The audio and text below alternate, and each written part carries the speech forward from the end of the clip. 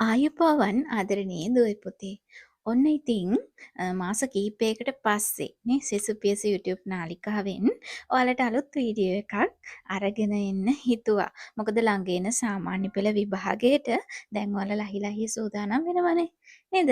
ඉතින් ඔන්න අද වීඩියෝ එක තුලින් මම ඔයාලා වෙත අරගෙන එන්න හැදුවේ අධ්‍යාපන අමාත්‍යාංශය විසින් මේ වෙනකොට නිකුත් කරලා තියෙනවා පෙරහුරු ප්‍රශ්න පත්‍රයක් නේ.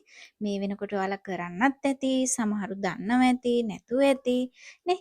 ඉතින් ඔන්න ඔය පේපරේ සාහිත්‍ය ප්‍රශ්න පත්‍රයට අදාළව ප්‍රශ්නයක් තමයි අද මම සාකච්ඡා කරන්න බලාපොරොත්තු වෙන්නේ. හරි, මම ඔන්න තෝරගත්ත ප්‍රශ්නේ තමයි සිංහ බහු පාඩම ඇසුරෙන් අහපු ප්‍රශ්නේ.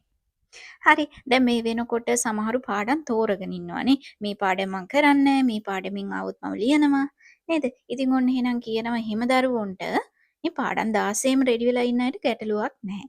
සිංහ බහු පාඩම අතෑරලා ඉන්නවා නම් පුතේ අතාරින්න එපා.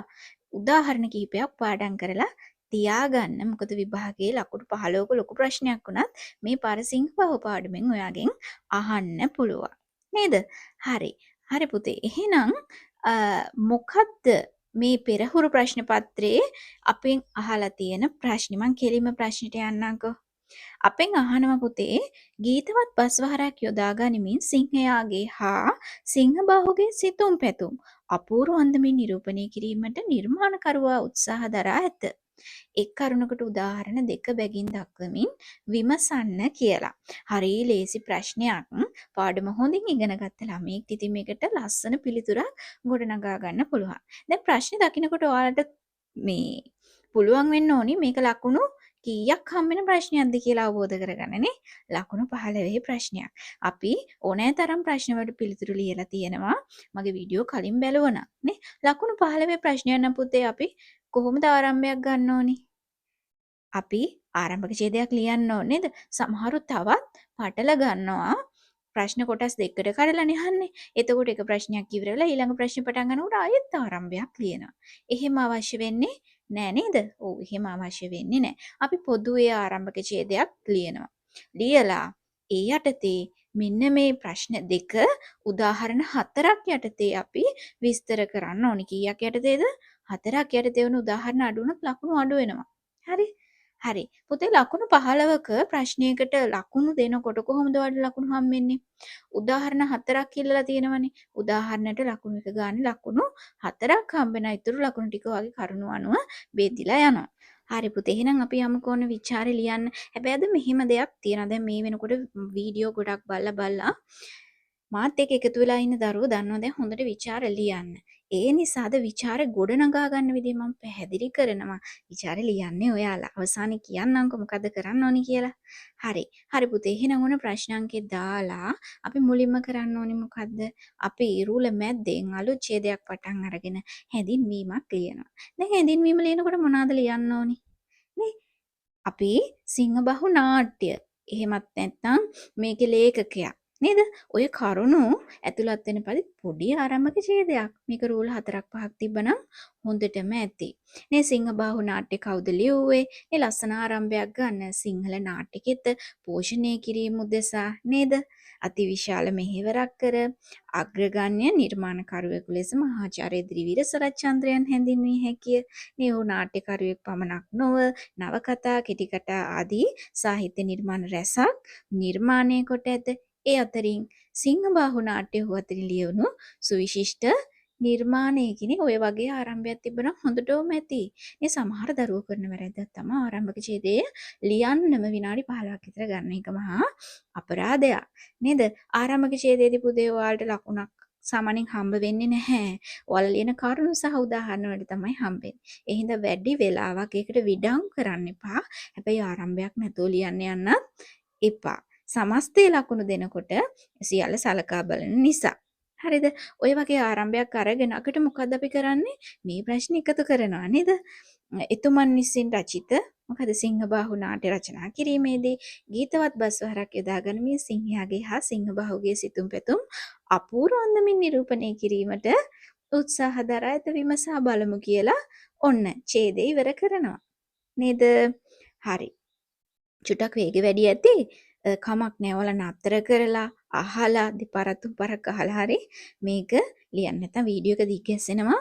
ඔයාලට එපා වෙනවා. හරි. හරි පුතේ දැන් ඔන්න අපි ආරම්භක ඡේද ලියලා ඉවරයි. එහෙනම් දැන් අපි මොකද්ද කරන්නේ? පළවෙනි ප්‍රශ්නේ යටතේ කොටස් දෙකක්නේ. එක කොටසෙන් අහන්නේ මොකද්ද? ගීතවත් බස් වහරක් යොදා ගනිමින් සිංහයාගේ සිතුම් පැතුම් කොහොමද නිරූපණය කරලා තියෙන්නේ කියලා නේද?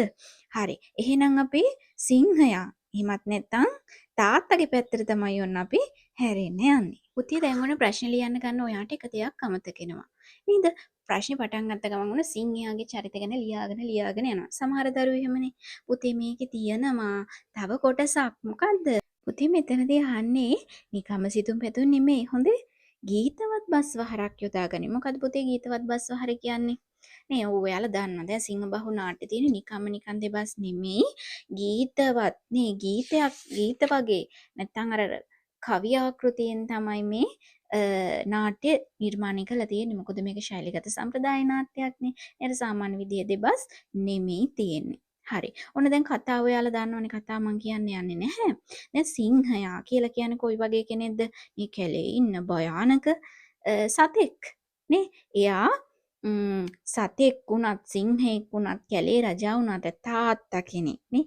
තාත්තලා දරුවන්ට හරි ආදරෙයිනේ. දැන් කතාවේ අගට මම යන්නේ. නේ අග හරියදී මොකද වෙන්නේ? සිංහයා හරි ආදරෙන් මේ අම්මලා දුවලා පුතාලා බලාගෙන ඉන්නවා. හැබැයි මේ කට්ටිය මොකද කරන්නේ අවසානයේ ලෙනින් දැන් ඔන්න යනවනේ නේද? ගියාට පස්සේ සිංහයා ඔන්න දන්නේ වැඩේ. එයා කැලේට ගිහිල්ලා හවස් වෙලා ගෙදර එනකොට නැත්තම් ලෙනට එනකොට ඔන්න ලෙනේ දොර ඇරිලා තියෙනවා. ඈත තියා දැක ගමම සිංහයා අඳුන ගන්නවා. හරියද? සිංහ බහුලනේ දොර ඇරලා ගිහින් මාව දාලා. මේ තාත්තා කෙනෙකුට පුතේ දරුවෝ මේ තමන්ගේ බිරිඳ තමන්ව දාලා ගියා කියන එක දරා ගන්න හරි අමාරුයි. හරි ආදරණීය ස්වාමී නේද?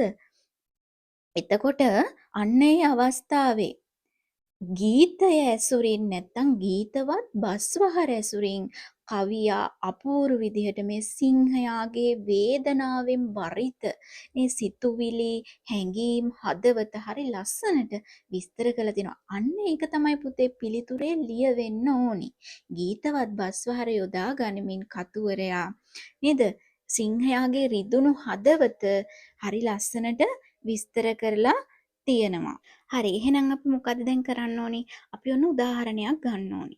සිංහයා 68 පිටුවේ. ඔන්න තියෙනවා සිංහයා කියන සින්දුව ගල්ලෙන බිඳලා ලෙන්තොර හැරලා සිංහබා මේ උදාහරණේ මං හිතනවා හැම දරුවෙක්ටම පාඩම් ඇති. නේද? සිංහබාහු නාට්‍ය අමතක නොවන ගීත කාණ්ඩයක්. පුතේ මේක පාඩම් නම් පළවෙනි උදාහරණ විදියට ඔයාලට මේ පුංචි ගීත කාණ්ඩය ගන්න පුළුවන්. අරගෙන යටතේ මොනවද ලියන්න පුළුවන්? සිංහයාගේ හිතේ නැත්තම් සිංහයාගේ හිතේ සිංහ බාහු සම්බන්ධයෙන් ඇති වුණු හැඟීම තමයි ඒ කවියෙන් නිරූපණය කරලා තියෙන්නේ. කොහොමද ලියන්න පුළුවන් ඔයාලට? ඉස්සලා සිංහයාව පුතේ හඳුන්වන්න එක වාක්‍යයකින්. නේද? චරිතයක් ගැන අහනකොට චරිතය චුට්ටක් හඳුන්වලා විචාරේ ලියන්න පටන් ගන්න. නේද? අපිට කියන්න පුළුවන් මෙම නාට්‍ය අපට හමු වන සිංහයා වනාහි මේ වනාන්තරයේ වෙසෙන සිංහ රාජයෙකි. නමුත් ඔහු ආදරණීය සැමියෙකි. ආදරණීය පියෙකි. දවසේ වැඩ නිමා වී සතුටින් ලෙන වෙත පැමිණෙන ඔහුට දැකගත හැකි සිය පවුල තමාව හැරගොස් ඇති ආකාරයයින් අසීමිත ලෙස ශෝකයට කම්පාවට පත්වන ඔහුගේ මුවින් පිටවන වදන් කවියා ගීතවත් බස්වහරක් යොදා ගනිමින් හැඟීම් බර ලෙස නිරූපණය කර ඇත. ඉහත කවියෙන් නිරූපණය වන්නේ සිංහ බාහු සම්බන්ධයෙන් සිංහයාගේ හිත තුළ උපන් ආවේගාත්මක සිතුවිලි සමුදායකි. කාය ශක්තියෙන් හිබිසිය පුතා ලෙනේ දොර විවර කර ඇති ආකාරයේ දුටු විට ඔහුට සිය පුතණුවන් පිළිබඳව ඇතිවන්නේ ශෝකය මිශ්‍ර කෝපයකි. එහෙයින් ඔහු සිංහබා යනුවෙන් අමතමින් ගර්ජනා කරමින් සිය පුතණුවන් පිළිබඳව කෝපය පිට කරයි. කතුවරයා යොදන පුනර්වාචික වදන් හමුවේ ඔහුගේ හිතේ තෙරපෙන වේදනාව මනාව නිරූපණය වේ. ඔය විදිහට පුතේ අපිට කරුණු එකතු කරමින් සිංහ බාහු සම්බන්ධව සිංහයාගේ හිතේ ඇතිවුණු හැඟීම කොයි වගේද? ලෙන අතෑරලා ගිහින් ඒ මොහොතේ තමන්ගේ පුතා ගැන ඔහුගේ හිතේ ඇතිවුණු ආවේගය හැඟීම තමයි අපි විස්තර කරලා ලියන්නේ. ලියන ගමන් කියනවා කතුවරයා යොදාගත් ගීතවත් බස් වාර නිසා ඒ හැඟීම කියවන පාඨකයෝ වෙච්ච අපිට හොඳින්ම අවබෝධ වෙනවා කියලා. මං හිතනවා ඔයාලට තව අදහස් දාලා ඕක ලස්සනට ලියන්න පුළුවන්. නැත්නම් ওই වගේ කරුණු ටිකකුත් හොඳටම ඇති. මොකද අපිට විචාරයක් ලියන්න විනාඩි කීයක් තියෙන්නේ? විනාඩි 30යි තියෙන්නේ. නේද? එතකොට වේගෙන් ලියන්න ඕනි, කරුණු මතක් වෙන්නත් ඕනි. ඒ නිසා ගොඩ කරුණු ලියන්න වෙලාවකුත් අපිට නැහැ. හරි. ඊට පස්සේ පුතේ සිංහයාගේ සිතුම් පැතුම් විවරණය කරන තව අවස්ථාවක් අපිට දුව ගැන යා කතා කරන ප්‍රකාශ වලින් පුළුවන් නේද? සුරතල් දියණිය මොළ කැටි වදනින් මා සනසන්නේය, ආහාර පිසින්නේය, කවන්නේය, පොවන්නේය. ඕක උදාහරණයක් විදිහට ගන්නත් පුළුවන්. නැත්තම් දියණිය ගැන සිංහයා කරන ප්‍රකාශන එතනින් එහාට තියෙන්නේනේ. ඇයි සුදු දුවණියේ නුඹවත් නොසිටියේ සොහොයුරානම් මුල මුල ගතියෙත. නේද? ඔන්න ඔය වගේ උදාහරණ ඔයාලට ගන්න පුළුවන්. දැන් මේකේ සමහර කවි පේලි හරි දිගන් ඉවර වෙනකන් ලියන්න ඕනි කියලා එකක් නැහැ. එහෙමයි කියලා එක පේලියක් දෙකක් එහෙම ලියන්න එපා. පේලි හතරක්වත් වෙන විදිහට උදාහරණ ලිව්වනම් හොඳටම ඇති. හරිද? එහෙනම් දියණිය ගැන කරන ප්‍රකාශයක් උදාහරණයට ගත්තනම් ඔයා ඒ යටතේ ලියන්න ඕනි දියණිය ගැන සිංහ බාහු නෙමෙයි සිංහයාගේ හිතේ තියෙන සිතුම් පැතුම් කොයි වගේද කියලා. සිංහ බාහු ගැන ටිකක් තරහ ජනක හැඟීමක් සිංහයාගේ හිතේ තිබ්බට දඩබ්බරයිනේ කොල්ලා. මේ සිංහ සීවලියනේ එහෙම නෑ. තාත්තට හරීම ආදරණීය දියණියක්. නේ බලන්නකෝ තාත්තා දුව ගැන කරන ප්‍රකාශයෙන් ඒක පැහැදිලි වෙනවනේ. නේද? දියණිය ගැන හරි ආදරණීය විදියට හිතන්නේ. අපිට සිංහ සීවලිය ගැන චුට්ටි විස්තරයක් කරන්න පුළුවන් වාක්‍යයකින්. මේ සිංහ සුප්පාදේවියට සිංහ යටත් දා ඉපදුණු රූමද්දූ කුමරිය සිංහ සීවලී නම් විය. ඇයිතා අවිහිංසක යුවතියක් වන අතර සිය පියාට දැඩි සෙනෙහසක් දැක්වූ අයියාගේ බහට අවනත වී ලෙනෙන් පිට වූවත් ඇය තම පියාට දැඩි සෙනෙහසක් දක්වන්නට වූවාය. එය දන්නා සිංහයා දියණිය පිළිබඳව කරන ආවර්ජනය හමුවේ ඔහුගේ පිය සෙනෙහස මනාව නිරූපණය වේ. දියණිය සහ පියා අතර තිබ්බ ඒ බැඳීම දියණියට සිංහයා දැක්වූ සෙනෙහස වලට තවදුරටත් වලට කාල වේලාව තියෙනවා නම් මේ යටතේ විස්තර කරන්න පුළුවන්. කතුවරයා යොදාගත්ත ගීතවත් බස්වහර හේතුවෙන් සිංහ සීවලිය පිළිබඳව සිංහයාගේ හිතේ ඇතිවෙන හැඟීම් අපූර්ව ලෙස නිරූපණය කිරීමට නාට්‍යකරුවා සමත් වී ඇත කියලා අගට ඔයාලට එකතු කරන්න පුළුවන්. මොකද භාෂාව එකට සම්බන්ධ කරලා තමයි පුතේ ප්‍රශ්නේ අහන්නේ. නිසා ඒක හැල අමතක කරන්න එපා. එහෙම නැත්නම් දැන් උදාහරණ දෙකක් ඇති. එහෙම නැත්නම් ඔයාලට සුප්පාදේවිය ගැන සිංහයාගේ විසින් කරන ආවර්ජනයක් ගන්නත් පුළුවන්. නේද? විසුවාම සමගාලයන දරුරුවන් දෙදෙනෙකුදී නේද? එහෙමත් නැත්නම් හෙනේ ආක්සේ පතිත වූ අහසින් ඔය වගේ කැමති උදාහරණයක් ඔයාට ගන්න පුළුවන් සිංහයා තමන්ගේ බිරිඳ ගැන අදහස් දක්වන. නේ ඒ උදාහරණය අරගෙන තමන්ගේ බිරිඳ පිළිබඳව සිංහයාගේ සිතුම් පැතුම් විස්තර කරන්න පුළුවන්. වංගදේශයේ දූ කුමාරිකාවක වූ නැත්නම් කුමාරිකාවක වූ සුප්පාදේවිය සිංහයා සමග දැඩි සෙනෙහසකින් වනාන්තරය තුර කාලය ගත කළාය. නේ ඇයට වනගත ජීවිතය රමණීය තෝතැන්නක් වුණේ. නමුත් දරුවන්ගේ බහට අවනත වූ ඇය ලෙනෙන් පිටවන්නේ හිතකින් නොවේ. මේ එය නොදත් සිංහයා ලෙනට පැමිණ කරන ඉහත ප්‍රකාශය තුළින් බිරිඳ පිළිබඳව ඔහුගේ හිතේ ඇති වූ වේදනාව මනාව නිරූපණය වී තිබේ. නේ අන්නේ විදිහට අපිට සිංහයාගේ හිතේ තමන්ගේ බිරිඳ පිළිබඳව ඇති වුණු සිතුම් පැතුම් දරුවන් දෙදෙනෙකු දුන්නට පස්සේද ඔයාට මාව අරිචි උනේ නේද? ඇයි මගේ ආලේ අඩුවක් වුණාද කියලා සිංහයා ප්‍රශ්න අහන ඔය කොටස් ඔයාලට එකතු කරන්න පුළුවන් ප්‍රශ්නෙට. ඔන්න ඔය විදිහට පුතේ සිංහයාගේ සිතුම් පැතුම් කවියා ගීතවත් බස්වහරක් යොදාගෙන අපූර්ව ආකාරයෙන් නිරූපණය කරලා තියෙනවා කියලා ඔන්න පළවෙනි ප්‍රශ්නෙට අදාළව කරුණු ලියන්න පුළුවන්. හරි. ඊට පස්සේ ඔන්න අපි අලුත් ඡේදයක් නැත්නම් අලුත් රූලකට ඇවිල්ලා අපි ගන්නවා දෙවනි කොටස ප්‍රශ්නේ. මොකද්ද? සිංහබාහුගේ සිතුම් පැතුම්. සිංහබාහු කියන ප්‍රකාශ තමයි පුතේ ඊට පස්සේ උදාහරණ දෙකක් අපි තෝරගන්න ඕනේ. හරි ඔන්න දෙවනි කොටස ලියනකොට පුතේ මොනවද ගන්න පුළුවන් උදාහරණ? සිංහයාගේ සිංහ බාහුගේ කටින් පිටවන දෙබස්. මේ සඳහා උදාහරණ විදිහට ඔයාලට ගන්න පුළුවන්. මෑණියනි ඔබ කිව්ව බස් අසා සනිටුහන් කරගතිමි. නොප මාව යා යුතුය මේ ලෙනින්. ඔබ දෙදෙන මා සමග යා යුතුය. නේ ඔන්න ඔය උදාහරණය අරගෙන අපිට සිංහ බාහුගේ සිතුවිලි ගැන ලියන්න බැයිද? නේද? සිංහ බාහු නව යෞවනයේ පසු වෙන තරුණයෙකි. මව විසින් කරන ලද ප්‍රකාශයක් හමුවේ සිය පියා වනයේ විසින සිංහෙකු බවත් තමන් සහ තම නැගණියත් මවත් නරයින් වගත් දැනගත් ඔහුට වනගත ජීවිතේ එපා විය. නේද? පියාගේ සෙනෙහස අමතකව ගොස් ලෙනින් පිටව යාමට බලවත් ආශාවක් ඔහු තුල උපන්නේය. නේද? ඒ සඳහා මව සහ නැගණියව පොළඹවා ගැනීමට ඔහු දරන උත්සාහයේ ඉහත ගීතවත් බස්වහර තුලින් හොඳින් නිරූපණය වේ. එහෙනම් සිංහ බාහුගේ සිතුම් පැතුම් හැඟීම තමන් කැලේට අයිති කෙනෙක් නෙමෙයි කියලා දැනගත්තට පස්සේ පුතේ එයාගේ හැඟීම උනේ මොකද්ද? එයාගේ ප්‍රාර්ථනය ලෙනින් පිටව යාම තමයි එයාගේ ප්‍රාර්ථනය උනේ. මේ සිංහ බාහුගේ සිතුම් පැතුම් ඔන්න වෙනස් වෙන්න ගත්ත සත්‍ය දැනගත්තට පස්සේ නේ ඒක තමයි පුතේ ලියවෙන්න ඕනේ. ඊට පස්සේ මොනවද ගන්න පුළුවන් උදාහරණ? ඊට පස්සේ අපිට ගන්න පුළුවන් සිංහ බාහුවර ලෙනේ දොර අරින අවස්ථාව. තව තියෙන උදාහරණ ඒවත් ගන්න පුළුවන්. තුමුල ගතින්දා බාහු බෙලින්දා විමිසේ තිදසින්දා කුරිරු ගජින්දා කොබුතල සින්දා ළමසේ කෙසරින්දා. මේ බලන්නකො සිංහ බාහු කියනවා මොකද්ද? ශරීර ශක්තියෙන් බාහුවල ශක්තියෙන් හරියට ශක්‍රයා වගේලු. නේද?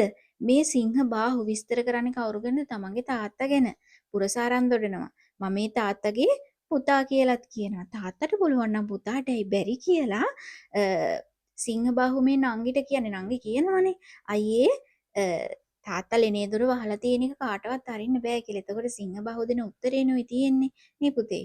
යෞවනය සිත තුළ ඇතිවෙන මේ ආත්මාභිමානය තමන් පිළිබඳව හිතාගෙන ඉන්න සිතුවිලි වල ස්වභාවයනේ නව යෞවනයේනේ දැන් සිංහ බාහු කියන්නේ නේ යෞවනයේ අය හරි කැමති. දැන් සිංහ බහුව ඉන්නේ ඔයාලගේ වයසේ. නේ තමන්ගේ තියෙන හැකියාවන් ප්‍රදර්ශනය කරන්න මට නේද? කැපිලා පේන්න හරි කැමතිනේ. එතකොට කතුවරයා මේ ගීතවත් භාෂාව ඔස්සේ විස්තර කරන්නේ මොකද්ද? සිංහ බාහු තුල තියෙන මේ ආත්මාභිමානය නේද? එතකොට අපිට විස්තර කරන්න පුළුවන්. ලෙනෙන් පිට වී යාමට දැඩි ලෙස අදිෂ්ඨාන කරගන්නා සිංහ බාහු නැගණිය සහ මවගේ විරෝධය මැද කෙසේ හෝ ලෙනේ දොර විවර කිරීමට සැරසෙයි. එම මොහොතේ නැගණිය විසින් පවසන ප්‍රකාශයකට පිළිතුරු දෙමින් සිංහබාහු පවසන්නේ තමන් බාහුවල බලයෙන් ශක්තියෙන් තමන්ගේ පියාණන්ට සමාන බවයි. නේද? එසේ පවසමින් ඔහු තමන්ගේ හැකියාව පිළිබඳව පුරසාරම් දොඩමින් ලෙනේ දොර විවර කරයි. නව යොවුන් වියේ පසුවන යෞවනයෙකුගේ සිතුවිලි හැඟීම් ක්‍රියාකාරකම් සිංහබාහු ගේ හැසිරීම තුළින් ඔහුගේ මුවින් පිටවන වදන් තුළින් අපූර්ව අන්දමින් නිරූපණය කිරීමට නිර්මාණකරුවා සමත් වී තිබේ. ඔය විදිහට පුතේ සිංහබාහුගේ සිතුම් පැතුම් තව අපිට ඔක හරිය ලස්සනට විස්තර කරන්න පුළුවන්. තව අදහස් තියෙන්න පුළුවන්. ඔයාලට තියෙන කාල වේලාවත් එක්ක එකතු කරලා සිංහබාහුගේ සිතුම් පැතුම් කවිය කොහොමද ගීතවත් බස්වහරකින් නිරූපණය කරලා තියෙන්නේ කියලා ලියන්න පුළුවන්. හරි. එහෙමනම් ඔන්න උදාහරණ දෙකකින් එක විස්තර කරලා ඊට පස්සේ මොකද කරන්නේ? අපි ඡේද කඩලා ඉවර කරන් ලියනවා. ඉහත සියලු උදාහරණ විමසා බැලීමේදී කියලා මේ ප්‍රශ්න එකතු කරනවානේ. ගීතවත් බස්වහරක් යොදා ගනිමින් සිංහයාගේ හා සිංහබාහුගේ සිතුම් පැතුම් අපූර්ව අන්දමින් නිරූපණය කිරීමට නිර්මාණකරුවා දර උත්සාහය සාර්ථක වී ඇති බව පැහැදිලි වේ කියලා ඔන්න ਵਿਚාරය ඉවර කරන්න පුළුවන් පුතේ. මේක හරිය ලස්සනට ලියන්න පුළුවන් ලේසි විචාර ප්‍රශ්නයක්. මං හිතනවා එතකොට මං කිව්ව එක පැහැදිලි ඇති කියලා. නමුත් අර චුට්ටක් වේගෙන් තමයි පැහැදිලි කරේ නැත්නම් වීඩියෝ එක දිග් ගැස්සෙන නිසා. හරි. එතකොට අකුරෙන් අකුර මම ਵਿਚාරේ ලියන විදිහ අද පැහැදිලි කරේ නැහැ. දැන් විචාර ලියන්න ඔයාලට පුළුවන්. දැන් හිත අනිද විභාග ලියන්න ඉන්න ළමයිනේ නේද? එතකොට පුතේ මේ විචාර ප්‍රශ්නේ පැහැදිලි කරමින් කොහොමද මේක කරුණු සංවිධානය කරගන්නේ කියලා තමයි මම කිව්වේ. නැවත එකපාරක් දෙපාරක් මේ වීඩියෝ එක හොඳින් අහන්න.